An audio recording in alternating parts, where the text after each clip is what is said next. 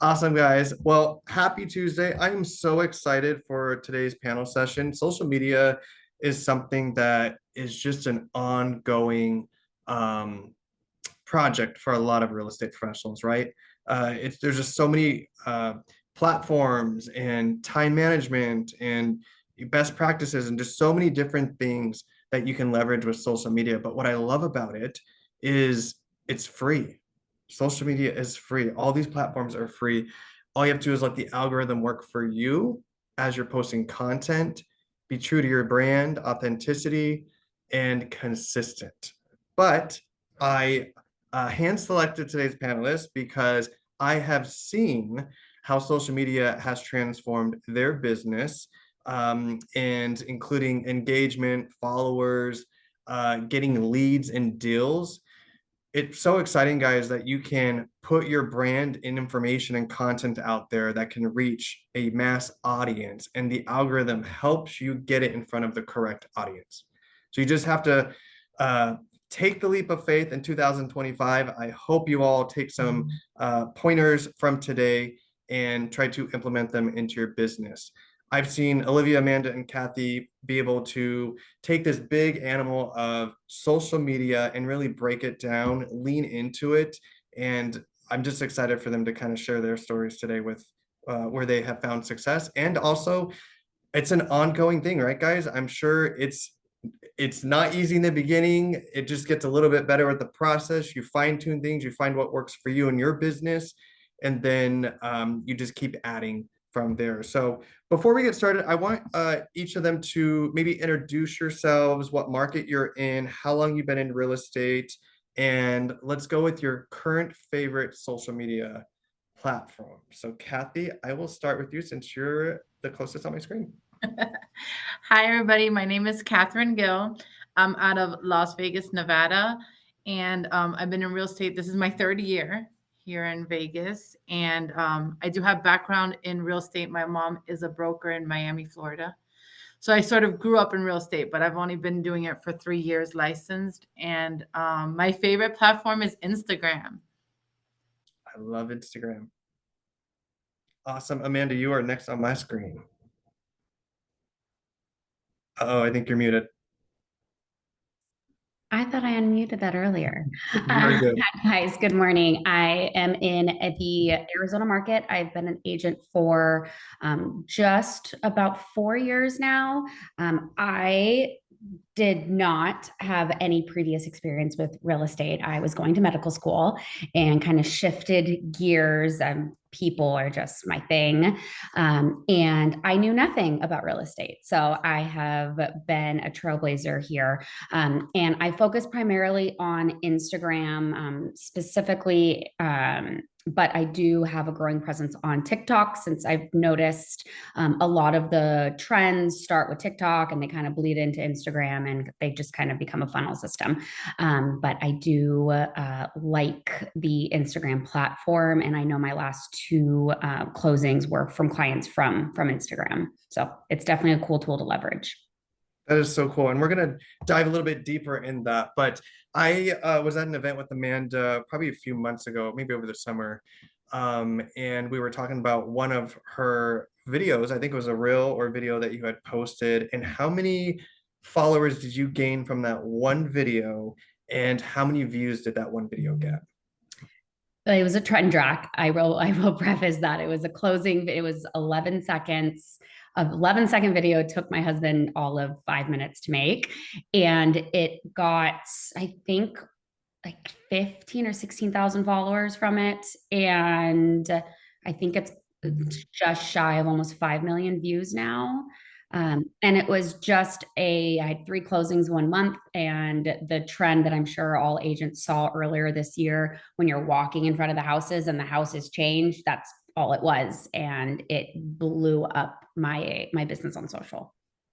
That is amazing. That is so amazing. All right, Olivia, you are next on the screen. Hello, I'm Olivia Schaefer. I am in Nashville, Tennessee. I've been in real estate 5 years now, getting ready to be six. I started in Southern Illinois, where I was born and raised, and then brought my business out to Nashville when I moved out here primarily. And I've been doing 3 years full time for Nashville real estate. So, been super blessed with that. I also primarily focus on Instagram. I love that it's such a visual platform and the aesthetic is very my speed. So I focus and I start on Instagram and then I syndicate to the other platforms. I'm big on Facebook. I also do a lot of TikTok, and then surprisingly YouTube Shorts have became a really really big thing in my business as well. So I do utilize a lot of platforms, but starting in Instagram is always the first thing for me. So There seems to be a commonality there. I spoke last week in Tennessee, and one of my section was like technology tools, and we touched on video marketing. And one of the agents there stood up towards the end and gave a testimonial of when she had posted a listing video on her YouTube and actually sold it through YouTube, which is pretty phenomenal to hear. So we're hearing more and more stories like this, and this is the time, guys, to really lean into it. Again, you don't have to be on every single platform. Choose one that resonates with you, that's easy for you to navigate, and then build from there. And if you're getting traction there, then start duplicating what you're doing on some of the other platforms, because these are social media are search engines. People are going to YouTube to search, Instagram to search local things, whatever it may be, services, products. I mean, the TikTok shop is insane with what people are doing with that. But there's a lot of traction happening. So the only thing that I ask is that you try.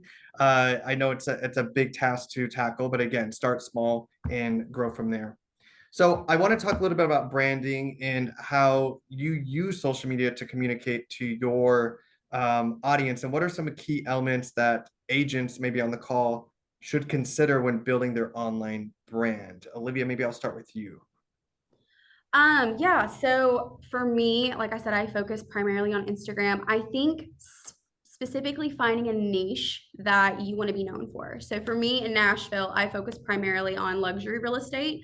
I'm a certified agent in luxury, and so a lot of my content on my page is going to kind of be geared towards that niche because that's what I want to be known for. So I will highlight really luxurious neighborhoods. I'll talk about gated communities and what you can get for this price point or what luxury amenities are offered in this area. And so finding a niche, I think, is super, super important. Also, finding something that you can kind of be known for. I kind of stole the brand tagline of "It's your home girl." And if you follow me, you'll see that that's in my bio. That's in every single one of my posts. That's in how I start every single story. I'll say, "Hey, it's your home girl, and I'm doing this." And so it has became a quote. It's on my voicemail to where now people who don't even know me personally or know me as real estate know me as the home girl. And so it's finding that brand and sticking with it and staying consistent with that, where I have found my most success in it. And it doesn't have to be a tagline, it can be anything. It can be, "Hey, I want to be known as the golfing realtor because I love golfing in my hobby." Like it could be anything that is geared towards you that is going to make you stand out on social. I love that. And I think that's so important because that's also staying true to yourself, right? And be more authentic. And I think we can all agree that people want to see more of that authenticity, that day to day, just not like crazy edited, and you don't have to have a full film crew or anything like that. They just like your phone up on a shelf or something and talking, just like you're talking to your friend, something like that. Kathy, what about you? I'm the same as Olivia. The niche is so important, like speaking to the exact audience you want. When I started 3 years ago with Instagram, I was focused on investors. And so all my videos, all my educational content was about investing. And I did get a lot of investors during that time. I've sort of switched to sellers. And so everything I put out, if it's sellers tips, if it's always about my listings, or I'm only focused on sellers. So I think speaking to a certain demographic or what niche you're looking for is the best route, because if you're talking to everybody, you get nobody. So I always try to zero down into like what exactly or the person I want. And I think that's the most important part about social media. Huge for sure. Yeah. Amanda, how about you? I am gonna be complete polar opposite, um, which is crazy because I know we're always taught to like niche down, niche down. My brand is definitely more like approachable yet professional is kind of what I focus on because I have a tagline in my bio of luxury at every price point. Because we know in real estate where the houses more likely than not sell themselves, and I've just learned that creating an experience for these clients, whether it's a first time home buyer or if it's a luxury client. I talk to who the person could be, not necessarily what price point that is that they're going to be working in. Only because I've just learned that even like the first time home buyers that I just closed on, the experience to them was everything and it was their first time. But then there's these luxury clients who want to know who you are as a person and who they are connecting and going to be partnering with to buy the $3 million home. And I've found success with both because I mix stunning home tours in the $1 million homes, but then I'm also touring new construction homes for these first time home buyers who may want to be excited about the luxury finishes. So I'm big on like the home aesthetics with the brand. For sure, I would agree with that, especially after looking like through your content and everything. I definitely feel like you convey a day in the life or just even behind the scenes type things and like giving them the aesthetic feel of each different type of house and what different products or homes are available. So I think that's super cool. Yeah, and I'm really big on I renovated my own personal home, not myself, I had a contractor, but I just found that you can make something look beautiful. And if you, some people who may not be able to buy the luxury home, there's certain aesthetics that you can incorporate into your own personal home. So I do try to show them the back end things. I'm not a designer by any means, but I definitely help clients when they're trying to envision themselves in a home, even if it's not picture perfect, because no house is. Just try to show them what opportunity the home could provide them when they add those personal touches. For sure, absolutely. In a minute, I want to stick with you for a second because I know we talked about the video that 5 million views. So let's talk about content that converts and the different types of content because I think everyone on the call is thinking like, what should it be a static post? Should it be a reel? Should I like store like all these different things? But what types of content do you find that have resonated with your audience or types of content that has generated quote unquote business or engagement that you would recommend to the audience? I am big on my For You page. I trend jack a lot, more than I like. Well, I'm admitting now, but that's fine. Because even if it's people not in the real estate world, if it's the interior designers, or again, I go to TikTok a lot for the For You, and I just find what other people are doing in the marketplace in real estate or just anywhere, even like in music industry, anything. And if they're doing something, I want to replicate it to some degree. And that video was just that. I saw multiple agents who had multiple closings. I was like, well, I'm going to replicate that once I have this month of closings. But I have noticed a lot of people like to be it's big on more stories because people don't know what things cost anymore. It's kind of like a sticker shock. So I play a lot of my videos are tours of homes and I do the guessing for them to be engaged of like, hey, how much does this house cost?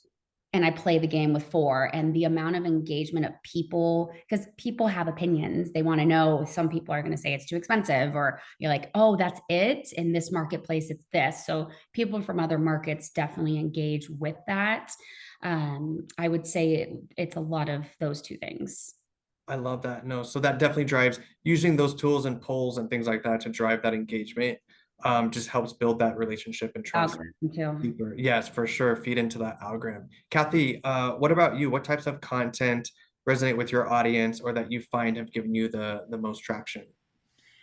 For a couple of months, the property tours were my best ones, and I was getting the most engagement. But lately, I've been doing a lot of behind the scenes, like in my stories about my day and what I've gone through or what I'm doing for my clients, and that has gotten a lot of personal messages and can we meet for coffee? I'd really like to meet you and start my home search. So the stories have really taken over for me. I do more stories now. Got it. Okay, so that seems to be a commonality. Olivia, what type of content are you finding most traction with? So for me, it's been unique things, like unique aspects of properties. I do a lot of property home tours, but I had two recently this year that went epically viral. And they were like literally short videos. One was like of a hidden pantry that went from a kitchen into a massive hidden pantry that looks like a second kitchen. And then another one was a hidden storm shelter. And both of those got so much engagement. And so I've noticed that doing like unique little features of like things that I see when I'm doing on everyday property tours, I just grab a quick little video of it, and then you can utilize that and post it in all kinds of different fashions. You can utilize it in just one, and then you can recycle it and use it into a different video platform for another kind of snatch and grab of whatever you want to do with leveraging whoever is viewing it. So I've noticed that those are the big things. Also, another really big thing with my followers too is things to do in Nashville. So I do a lot of things of like, hey, here's my favorite local coffee shop in Nashville, and here's why. And I'll highlight like one of my favorite things to do, because then that gets people engaging in my favorite local spots, and then they feel like they are a local, even though they're not.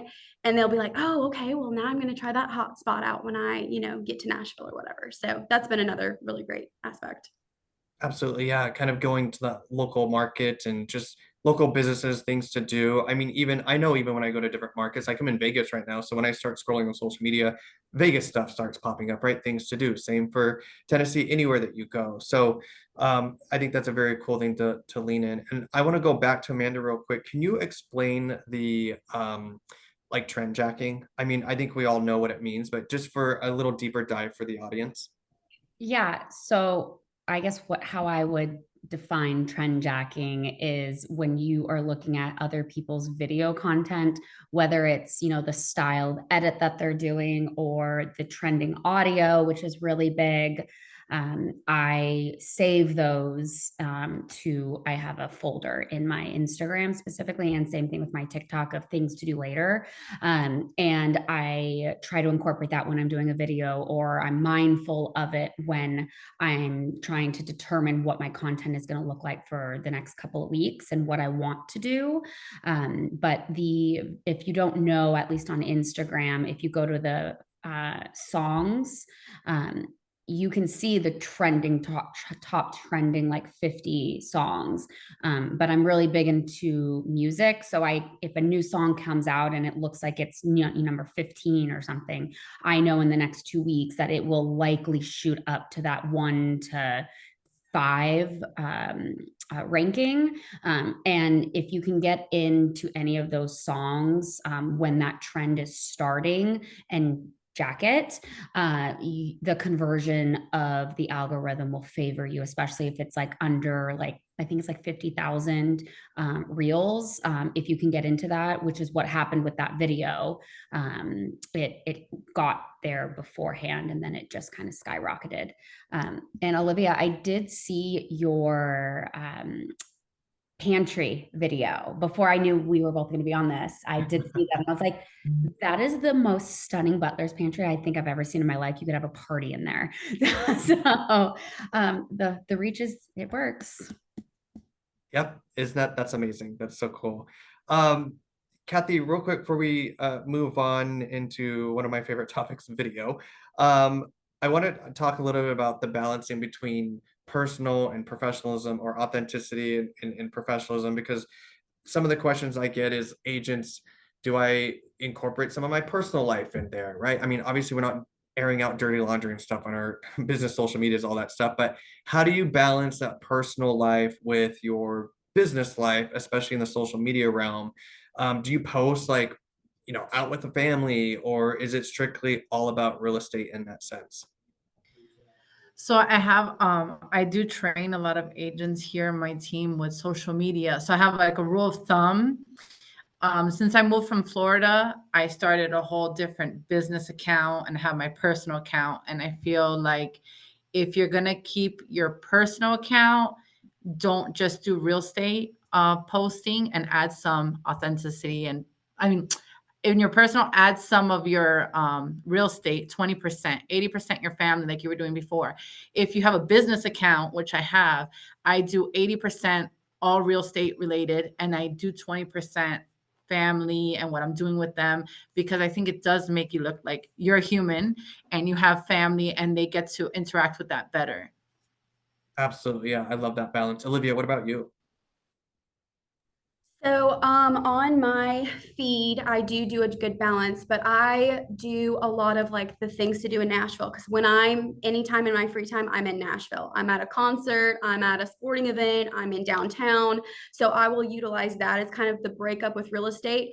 But where I become the most personal and my most authentic self is my stories. So I'll be putting on there every time I'm going through the Starbucks, I'm grabbing my, go-to drink, and I'm doing, back behind the scenes of me in my car driving around all through the day. I'll do some jam out sessions in my car, and it makes my viewers like have like a behind the scenes to me.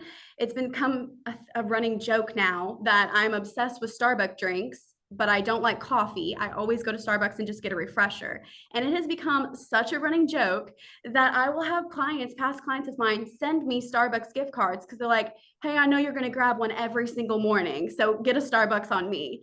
And it's became a thing. And so it's like I'm also kind of become known for that, but I'm more personal on my stories because I'm always posting it on there. So that's where my most authentic self kind of plays in, is my stories. That's kind of where I let my personality kind of shine.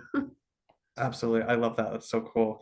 And I know that, so one thing that's it's huge with social media, and obviously if you've been in any of my sessions or trainings before, incredibly passionate about video and the power of it. I mean, I just shared that story a little bit ago about when I was speaking last week, and the agent sold her home through posting her listing video on YouTube, and it's happening more and more.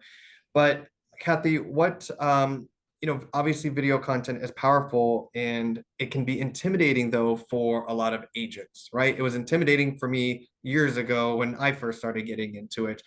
And I'm all about pushing people past their comfort zone, because that's where the most growth that we see, and video is a huge piece of that. But what role does video play in your social media strategy, Kathy? And what advice or tips would you give to the agents on the call that are maybe, still scared, or just a little intimidated by taking that leap and jumping in with video?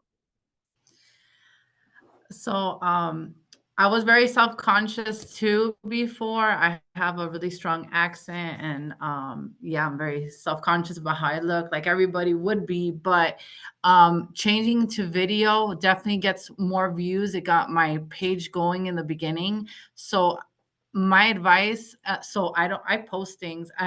People make fun of me in my office because I don't care how it looks or anything. I just post. I'm like, consistency is more important. And a lot of people have that fear. And I talk to a lot of people here, and I'm just like, if you just post it, who cares? Next one, you get better and better, and you'll see how much you've grown. But video is so important because it circulates for months, while still pictures can circulate for like a week or so. So I would say video is the way to go if you want to grow your social media platform. For sure. And I think too that just understanding that the algorithms favor video heavily, that is still a thing. So that short form video content, whether it's TikToks or Instagram Reels or YouTube Shorts, those are still highly favored. And don't be shocked that when you post one for the first time, all of a sudden you have all these views. They're trying to figure out who your audience is, right? So it'll even out, but then it'll continue to grow the more consistent you are with it as well. Amanda, how do you leverage video into your social media strategy?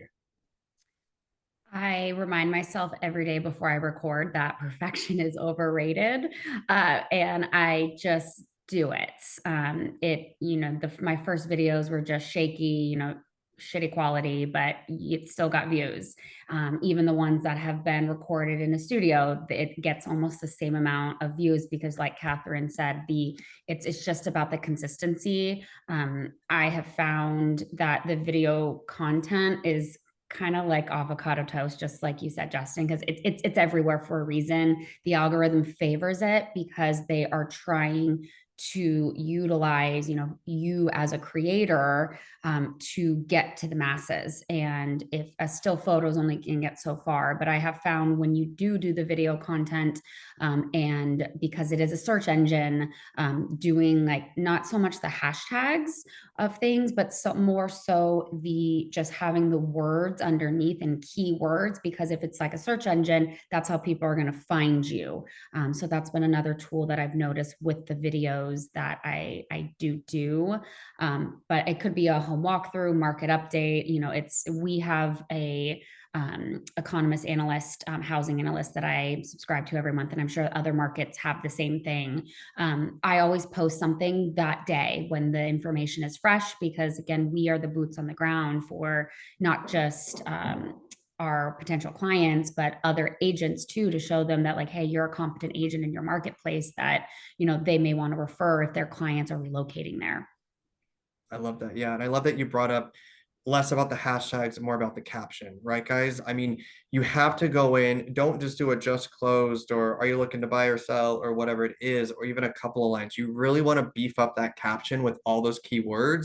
If you need help with that, tools like ChatGPT, Gemini, through Google, like all these tools are available to us that are still free that you can help kind of you want to leverage. It's like thinking about, and here's the thing, blogs are still relevant. They're still very important for your website, but I want you guys to think about why it's important to put blogs on your site. Well, because of all the keywords, right? The SEO, you're optimizing that site. You're going to show up more in those rankings when people are searching. And that's the same exact thing of what's happening on social media. That caption should be a micro blog, right? And then that way you can get into the mix. You're using keywords like who you're helping, geographic location is huge. You definitely want to add into that. So I love that you brought that up. Olivia, how about you?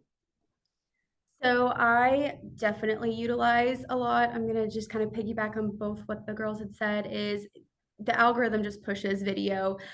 TikTok, we know, blew up overnight. And I feel like all these other social media platforms are really kind of jumping on the bandwagon of that. So they're really, really pushing that. The captions are super, super huge to make sure you're using those search engine optimization.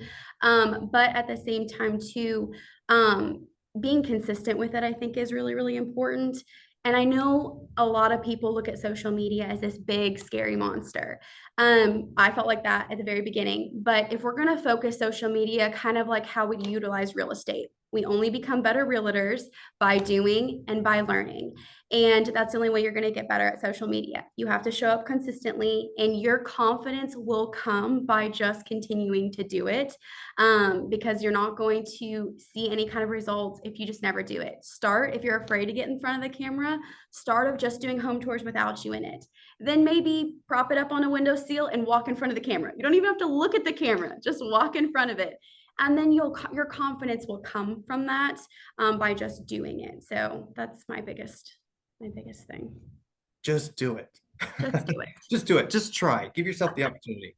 I know Julia had posted some things. I will make sure that you guys get all of their socials, or at least their Instagram handles. You can go check them out in those videos.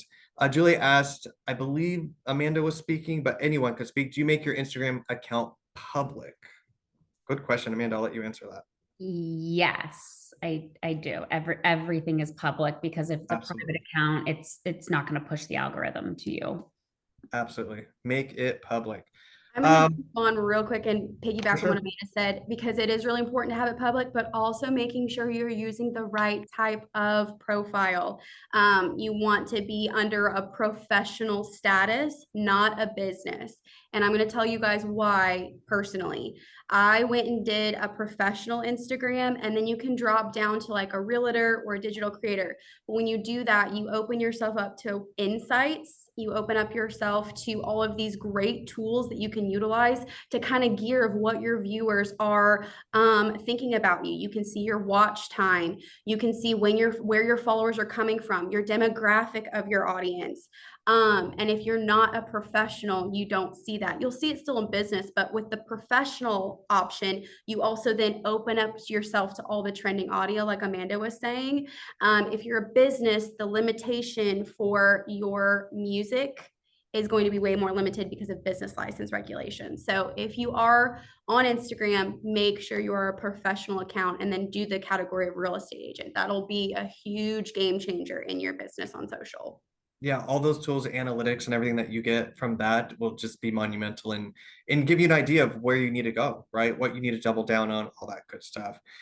I know some of the questions that the agents on call probably have, I definitely have, is how often do you post, right? We're always trying to figure out that schedule or content planner and what that looks like. But Kathy, how often are you posting on your social media channels? So on my stories, it's daily, about 4 to 5 stories a day. And then post, I try to do daily, but I would say when life gets crazy, at the minimum 3 to 5 times a week. The most important thing that I do every single day is I write to a minimum of 15 people. And that's just like engaging. So the algorithm knows that I'm a real human.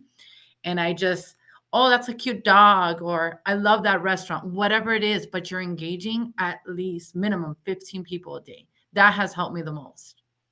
I love that because that was actually next on my list for the engagement part is are you guys taking time to engage, right? It's social media, you got to feed the algorithm and it'll feed it back to you. And part of that is engaging with other content, leaving comments, liking, putting in your 2 cents, that kind of deal. So Amanda, I guess a two-part question now, but how often do you post? And then do you have any type of daily engagement that you do that you actively reach out to others? Yeah, just kind of like what Catherine said. The stories are definitely daily, even if it's, me at the gym or getting a coffee, or I'm getting frustrated with a lockbox or whatever it is. Like I just show something that is relatable to people. But then as far as the feed, I definitely am the most consistent at 3 days a week. I physically cannot do more. But the messaging people and DMing and commenting and resharing, like that sort of thing, I do daily. Because again, the algorithm favors you because they know that it's an actual human on the other side. For sure. Yeah. Olivia, what about you with your strategy?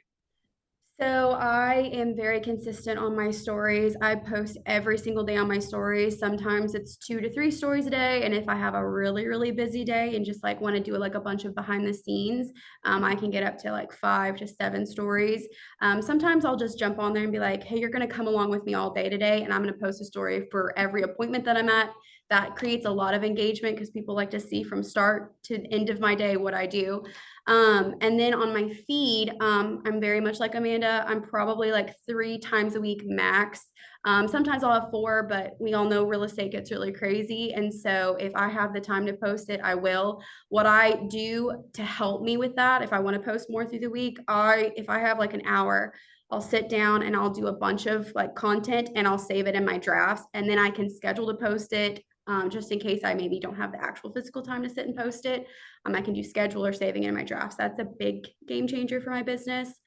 And then with the engagement, yes, 100%. I'm always checking my DMs. I'm also checking my requested DMs. I think sometimes that can fall to the wayside and kind of forget to check those. If someone's not automatically following you, that's going to go to the requests. I've had really great leads bump to my request, and if I did not check those, I never would have seen them. So sometimes making sure that you are checking your requests in your DMs is really, really important. But engaging with your followers, like, no, don't just scroll, because we get in the habit of that. I mean, so do our viewers, but like scrolling and just liking, get in there and make a comment. Make sure, because then what that does is it shows Instagram or whatever platform you're using, it shows them that you have a relationship with that person, whether you're privately DMing them or commenting on their stuff. So that stuff will show up on your feed more, and vice versa. If they comment back to you, then your stuff starts to show up on their feed. So that's really, really important. I love that. And I just want to pause for a second because for the agents on the call, you don't have to, what we're hearing is you don't have to post every single day a piece of content for you to be able to grow, right? For you to be able to generate leads and connect with more viewers. As we're hearing, I mean, the consistency of 3 to 5 times a week, that's a starting goal. When I first started speaking and training on social media, people were always told, you need to post every day, several times a day, blah, blah, blah. But it's just not realistic for us in our day-to-day lives. And you can obviously still be successful if maybe you're committing to 3 times a week. And if that's a well-oiled machine, and then now you're adding in another day, or maybe you're now going to adopt another platform and then start growing on that one as well. So don't feel like you have to post every single day on every single platform. Do what is going to be good for you and what you can manage within your business in your day-to-day life. And I know, Kathy, you just popped in and was talking to Melanie there. She said, she's hearing a lot about stories, and stories, just like what Kathy said, helps engage with your current followers, So that's why it's important. And that's probably part of Kathy's strategy, is making sure that she's in those stories every single day, maybe doing polls, or I think Amanda was saying, talk about polls, adding them in there and keeping them engaged. So those are to keep your current followers engaged, and reels are what's going to help you expand and reach a wider audience and connect with more people. So you do have to have a balance of both, but you got to make sure that you keep staying engaged with your followers for sure. Now I'll open this up to all three panelists, but can you walk us through those that have converted a lead from Instagram or any type of social media? What did that interaction look like? Did it come from a post that you did? Maybe they've been following you for a while and then they DM'd you or they reached out? Can you guys talk about those experiences and how that engagement has gone? Most of mine have followed me for a while before they reach out on a message. And it's usually like when they're getting closer to be ready to buy or sell. But they'll be watching me for months before they actually come and tell me, "Oh, I've been watching you for a couple of weeks and I think I want to sell by December. Can you come and meet me at a coffee shop? Let me know what my house is worth." So I feel like they watched me for a little bit. I love that. Yeah. Amanda, what about you? It's always so funny when you get when clients are lurking literally in the background. It's still kind of a weird feeling for me. It's just like, oh, everyone's watching at all hours of the day. But people want to know who they're working with. So similar to Catherine, a lot of the people that I closed with recently, as well as the ones that I'm in contact with now. Some of them were for a while. One of them was just they saw a home tour and they wanted to go see that new build community. So it was just like an instantaneous is like, what are those promotions that they wanted to go look at?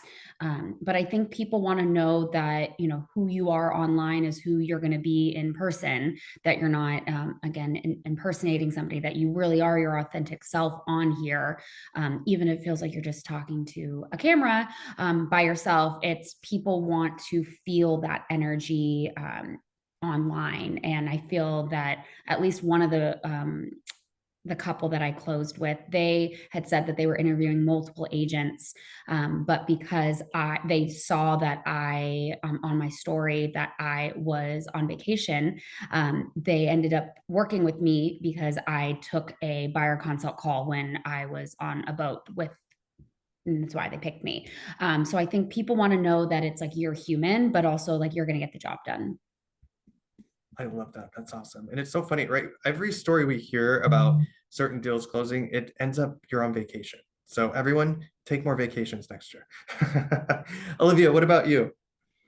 So my most recent one was I converted a seller actually. So they had followed me on social, was just kind of seeing like what my feed kind of looked like, all of the things. And they were, like Amanda had said, had been lurking for a little bit. And it's funny because we kind of forget like our socials are kind of like a walking billboard for us. If you think about it, like you said at the beginning, social media is a free platform. And it is a walking billboard for us. And so they can kind of see how we market properties. They can see how we are in our personal lives. Like you said, that's why the stories are so engaging. And they get to know you before ever even meeting you. And so anytime I get a DM of a buyer or a seller, it's always, hey, thanks so much. How long have you been, kind of following me? Because I want to gear, like, how long have they been on my profile?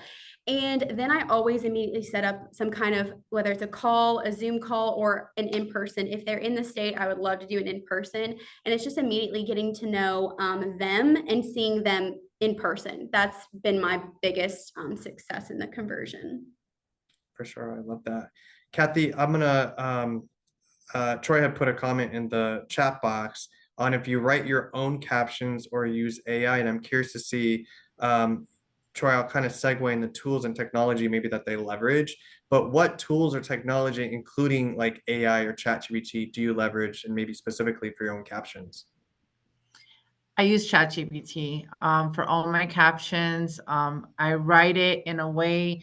I say, I tell the system, if I was an Instagram expert, I needed the Instagram algorithm to get a certain type of buyer seller to my page. How would you write the caption for this type of video?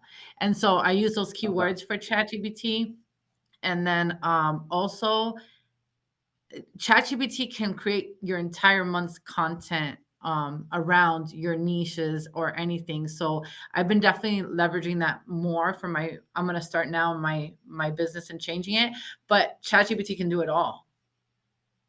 Yeah. What other technology do you edit videos like CapCut? I know agents bring up a lot. We've done some trainings on that. But what other technology pieces do you leverage? So back when I started 3 years ago with social media, it was really the algorithm didn't like any of the third parties. And so I've sort of stayed only using. So if I do a TikTok, I stay on TikTok platform. If I do Instagram, I stay on Instagram platform.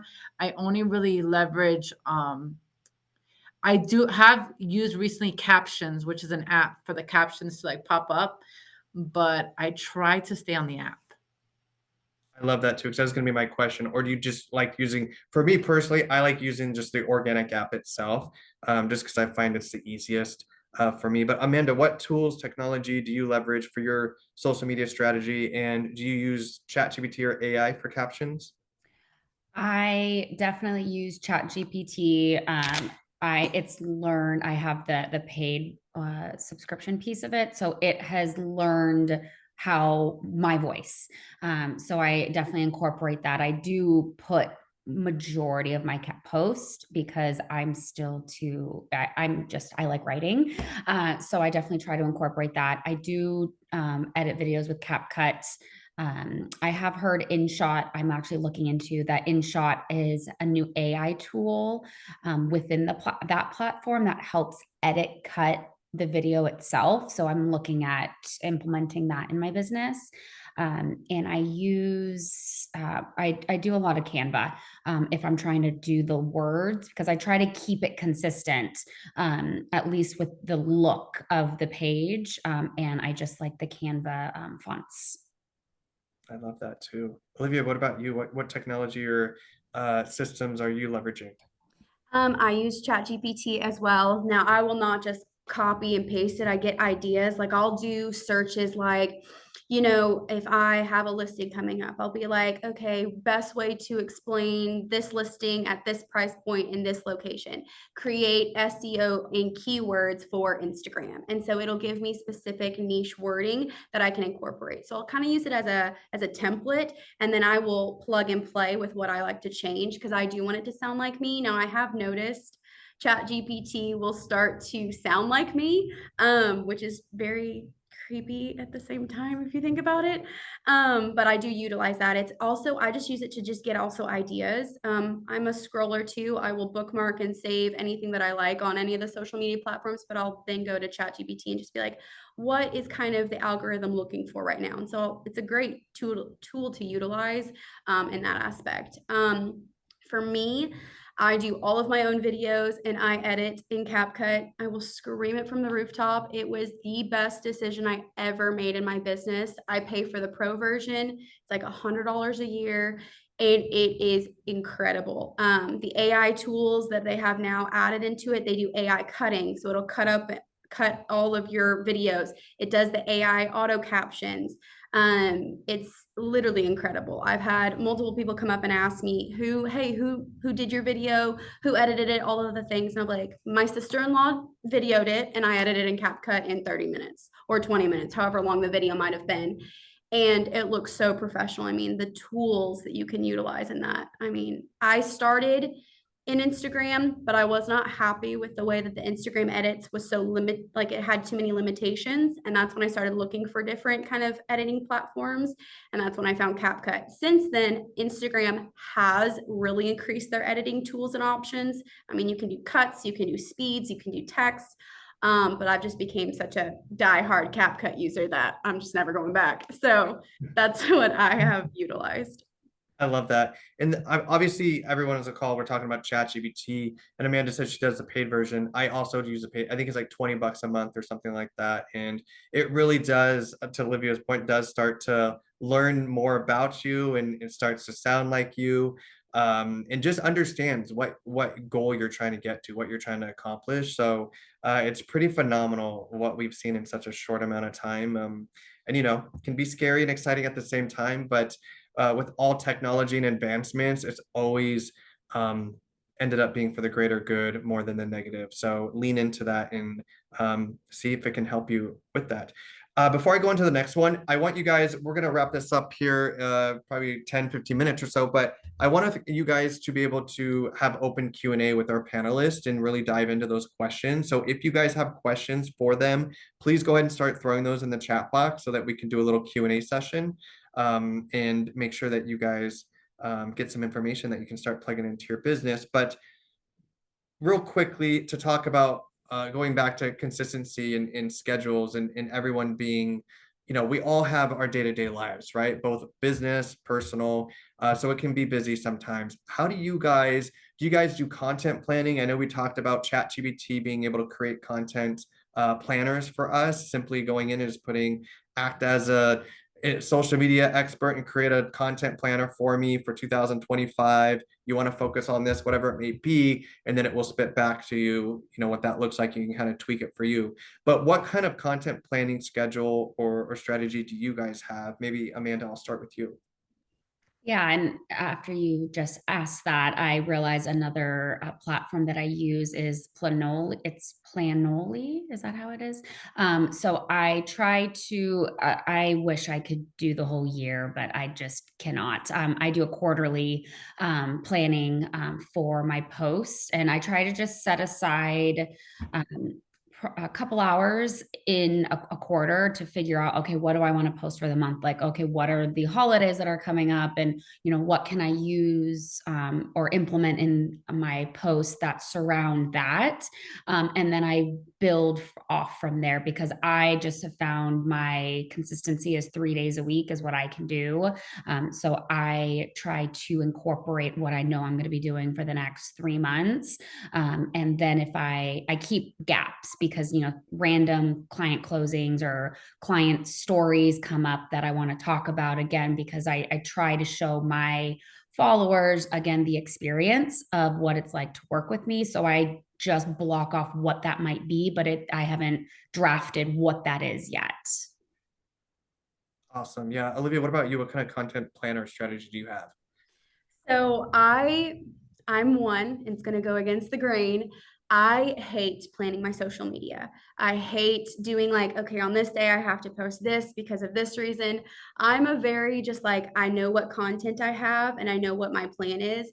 My thing is I love to see what's constantly trending and interworking that into my business. Real estate's busy enough with my planning and my scheduling. It's just really hard for me to sit down and just be like, okay, what are my content pillars? What are all of this situation? So what I do is if I have a few hours, sometimes I just do editing in a 15-minute time frame between appointments in my car. So I'll just focus on what I know I want my social media to look like. I know that I want to do highlights in Nashville. I know I want to do property tours, and I just kind of integrate that into my business and into my socials. And then any free time that I have, I just like post and do it. I know that's so against what everybody thinks, but I've just found true success in that. And that keeps me staying consistent in doing it. If I make it a job and I make it where I have to do it at this time for this reason, it'll become too much work and I won't do it. And it's too much of an asset in my business to get to that point. So I'm against the I love that. And the consistent underlying message, I think, for today is what I'm hearing is, please, you guys, you understand that you don't have to post every single day. You can post 3 to 5 times. I mean, these are 3 ladies that have found a lot of success in social media, and you're hearing straight from them that they're not doing it every single day. They're making it work for them in their day-to-day in their business. They have found what works for them and they're leaning into that. And that truly is where they're finding success in it. Kathy, what about you? How do you do content planning? I know you said you do a lot of training with your team. What is your message to them and the agents on the call around content planning? Wait, I'm sorry, I lost you. Was that to me? You're good. Yeah. So content planning, what does that look like for you and your team? So actually, for the last 3 years, I've sort of just been posting and trying to be consistent, right? Because I had to grow from zero when I moved to Las Vegas. So, but now that I've learned so much, I'm going into 2025 trying to organize or have a plan, which I'm trying to teach them also. Because before I was just like, just post anything. I don't care what you post. And that's pretty much what I teach. But now I'm getting more strategy and trying to stick with a certain schedule that I didn't have before. Absolutely. I love that. Somebody asked, can you talk about your success wall behind you? Yes. So I thought of it like real estate's very negative, right? We're around a lot of negative people. We're a lot negative clients sometimes. So I just figured I bring the positivity. I remember how many families I actually got to help, and I put each one on my wall with their stories. One day I'll talk about them in my stories online. Everyone make sure to go follow her. That's amazing. I love that. That's so cool. That's very meaningful. As we wrap this up, guys, I want to hear one or two pieces of advice that, again, guys, if you have questions for the panelists, please throw them in the chat box. We'll make sure to get to them. But one or two pieces of advice that you would give the agents on the call for 2025. It could be motivational, it could be tools, maybe whatever you think or where you feel would be, if you were on the other side and giving advice to you before you got into social media marketing and did all that, what are a couple pieces of advice that you would give to those agents? Amanda, I'll start with you. Yeah, I think you need to experiment with what feels authentic to you. Social media, it's a beast. It can be super overwhelming, but it's a buffet. You can just get granular with something that feels that like Olivia has done with the All About Nashville and going to Starbucks. Like you find something that you do in your daily life and just kind of roll with that, because there's probably somebody on the other side of the screen that's doing the same thing. Just don't overload your plate. And I have this saying, just post and ghost, and you just kind of figure out what works, because once you have that professional page, the business page, you can see what's working and you can reuse it in a different way. If it's a video or a still, like in a couple months from now, no one's going to know. Like I just reposted a picture of myself from last year because Property Spark featured me, but I just utilized that from old content, but the social media caption was almost the same to something I did like 2 years ago. So you can Amanda, definitely. I just want to call out, I took a screenshot of it, but you were just featured, was it Property Spark, what you were just saying, ranked number 27 on Property Spark's top 100 Arizona real estate agents. So congratulations to you on that. That's a huge accomplishment. It's exciting.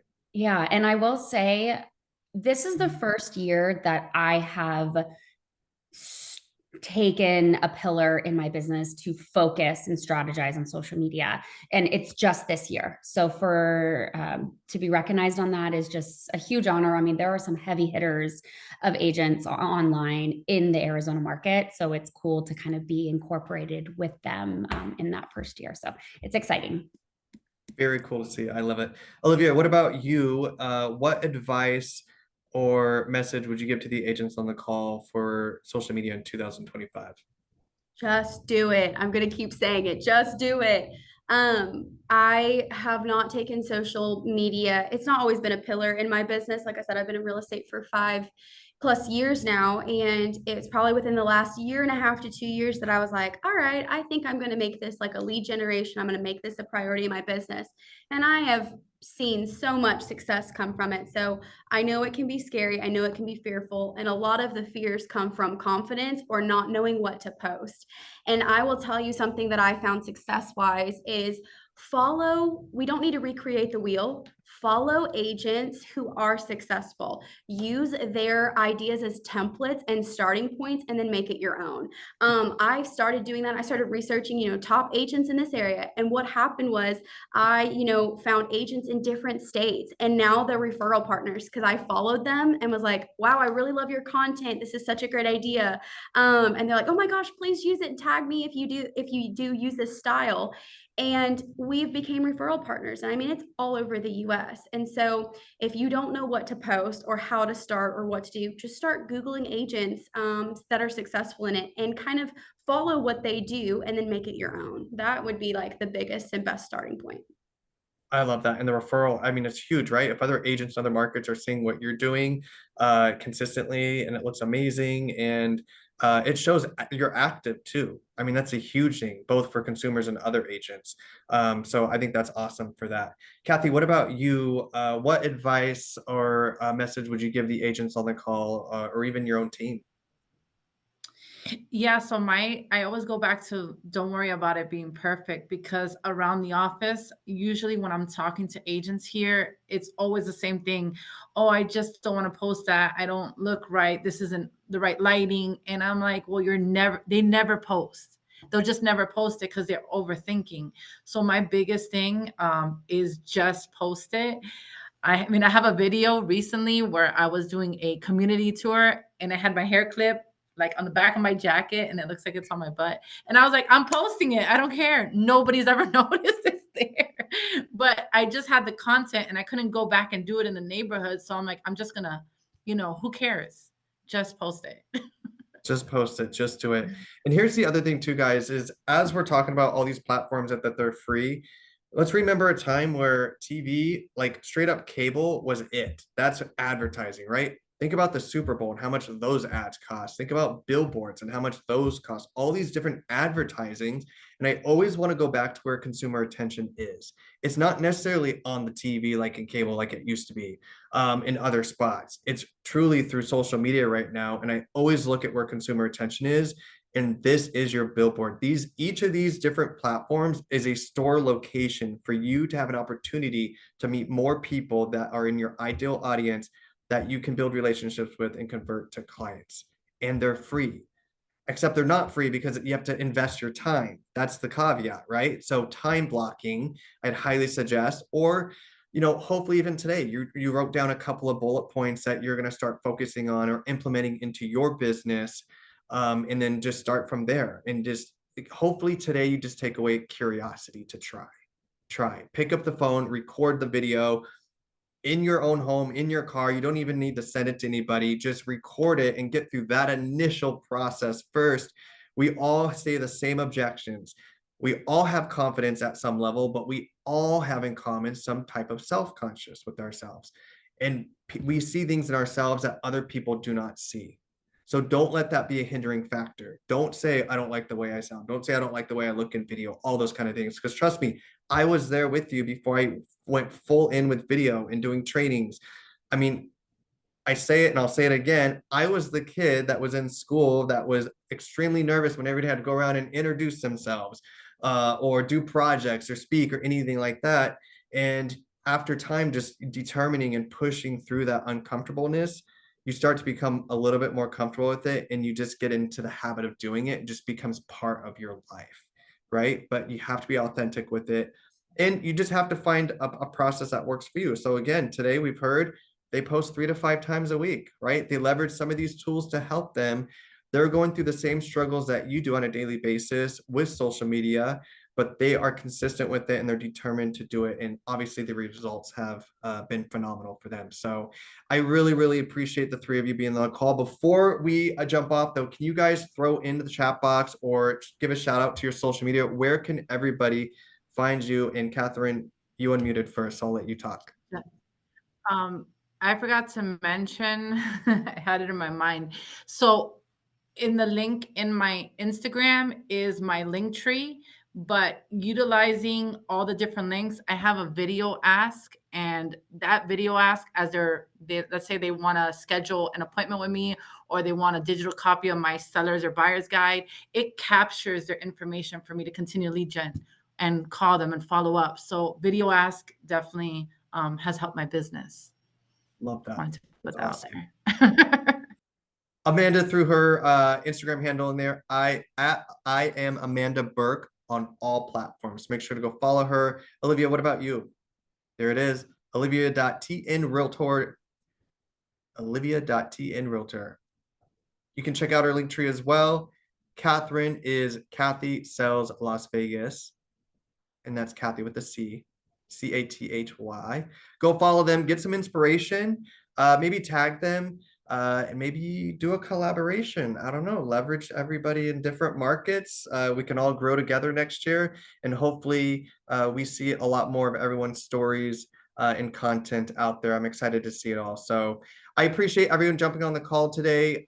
We don't have another you. call this month, so we will release the training schedule, maybe some panel sessions next month as well, because people seem to be liking these, and we're able to dive deeper into a lot of the topics that we want to hear. But we're not going to see you before Thanksgiving, so I hope everyone has an amazing Thanksgiving, relax with family and friends, and make some, great memories there. Maybe you're going to record some stuff or take some photos and post it on your social media. Real quick, Melissa asked, how are you grabbing the data on Video Ask? So it's connected to your email. When they fill out the form with their name, their phone number, their email, you're going to get an email with their information. And so before they can download your digital guide, let's say, they have to put their information. Awesome. Thank you so much. Troy said, Olivia, can you please make the weather a little bit warmer? They're on their way to Nashville. Love it. It's supposed to be sunny for the rest of the week, but it's cold. So pack warm, but at least you'll have sun. Today's the last rainy day. Awesome, guys. Kathy, Amanda, Olivia, I thank you so much for this. I really, really appreciate it. It's amazing to hear your guys' stories. Again, I hope everyone has an amazing Thanksgiving and a fantastic rest of your day. We'll see you guys in the next one. Bye, everyone. Thanks.